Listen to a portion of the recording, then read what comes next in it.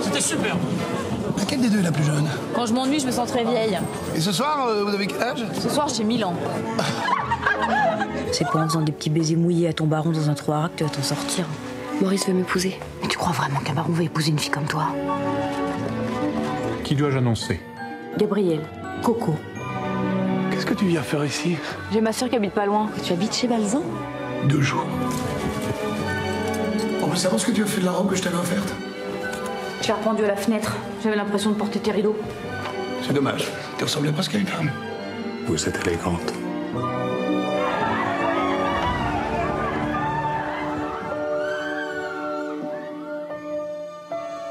Elle te plaît tant que ça? Elle me plaît. J'avais jamais vu la mer. C'était bien ton petit séjour? Vous vous êtes amusé? T'es jaloux. Affreusement, ouais. Trop de plumes, trop de maquillage, trop de froufrou. Trop de tout. Tout ce qui me manque, c'est un travail. Je vais partir à Paris. Tu ne comptes quand même pas sérieusement travailler? Je pense qu'elle a raison. Tu devrais pas lui mettre dans la tête des idées pareilles. J'en ai marre de faire le clown pour ta bande de dégénérés. Ne me parle pas sur ce ton. Je te parle comme je veux. Un jour, ils se battront pour dîner à notre table.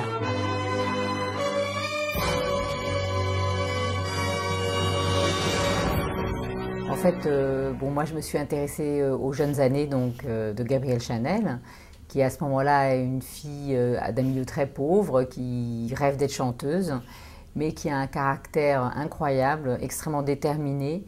Elle ne sait pas encore ce qu'elle va devenir, mais elle veut devenir quelqu'un. Elle est extrêmement ambitieuse, très audacieuse aussi, et moderne pour l'époque, parce qu'au fond, c'est assez rare qu'une femme à l'époque, qui est courtisane de surcroît, donc qui est dépendante d'un homme, ait cette originalité, cette envie de s'affranchir en fait du monde des hommes et devenir indépendante. Et ce qui m'a beaucoup intéressée dans le personnage, c'est non seulement ce qu'elle crée à ce moment-là, puisqu'elle invente une nouvelle mode sur son propre corps, hein, qui est un corps différent, androgyne, qui ne correspond pas du tout aux normes de l'époque, mais aussi qu'elle a une vitalité, une énergie pour finalement s'inventer un destin. Et bien sûr, c'est dans la couture qu'elle va exceller, mais en fait, elle n'a pas d'idée à ce moment-là. Elle veut être actrice, et c'est parce qu'elle voit que les autres remarquent la façon si différente dont elle est habillée. Elle libère le corps des femmes, elle retire les corsets, elle s'affranchit en fait de tout ce qu'on imagine être féminin pour l'époque, c'est-à-dire les chapeaux avec plein de plumes, plein d'oiseaux. Et elle est incroyablement, effectivement, c'est une pré-féministe avant l'heure. Pour un film d'époque, on est obligé de chercher énormément parce que rien n'est d'époque, justement. Et le plus difficile, c'était de trouver le château dans lequel Étienne Balzan, finalement, l'a enfermé, mais en même temps, ça lui a permis de découvrir un autre monde. C'était très important dans son éducation.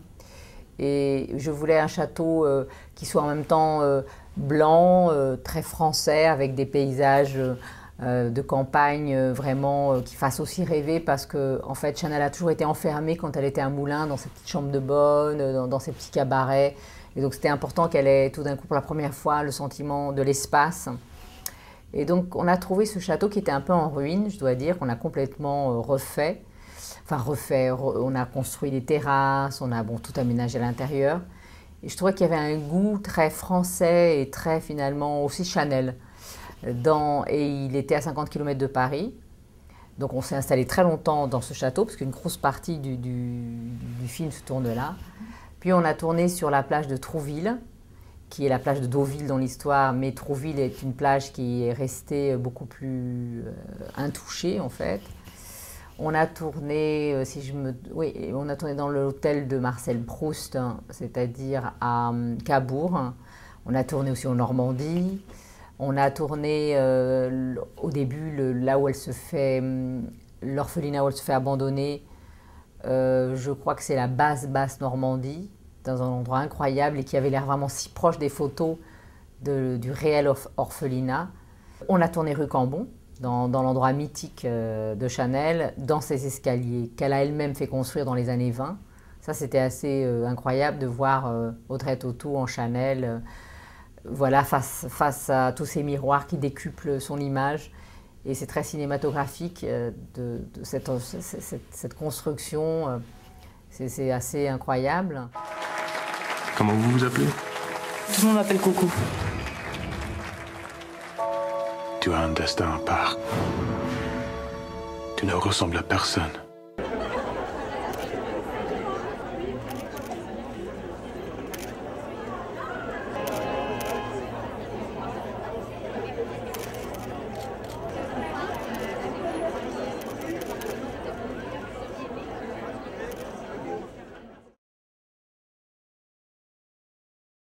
Ah, c'est des valeurs que je trouve magnifiques et qui, en effet, se prêtent bien à Chanel. Je ne sais pas si je les ai, j'espère, mais je ne sais pas. Je crois que je suis personnellement trop, peut-être curieusement timide pour pouvoir me qualifiée de femme audacieuse. J'adore la France.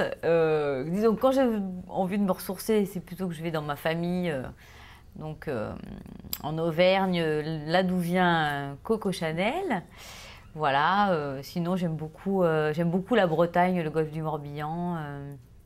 Récemment, j'ai tourné un film à Sète, donc dans le sud de la France. C'est une petite ville absolument magnifique et charmante. Donc je peux encourager tous ceux qui veulent découvrir notre beau pays à s'y rendre. Non, mais voilà, c'est vrai que c'est un pays qui est tellement varié que si on ne trouve pas chaussures à son pied, si je puis dire. Oui, bah oui, bien sûr, j'adore Paris parce que c'est une ville très intéressante, très culturelle, très belle, très romantique. Mais c'est vrai que quand on y habite depuis longtemps et qu'on n'est pas parisien, au fur et à mesure, on en profite peut-être moins, ou en tout cas, on en oublie un peu tous les avantages. Et moi, je suis quand même une fille de la campagne, donc j'ai besoin d'avoir des horizons, du ciel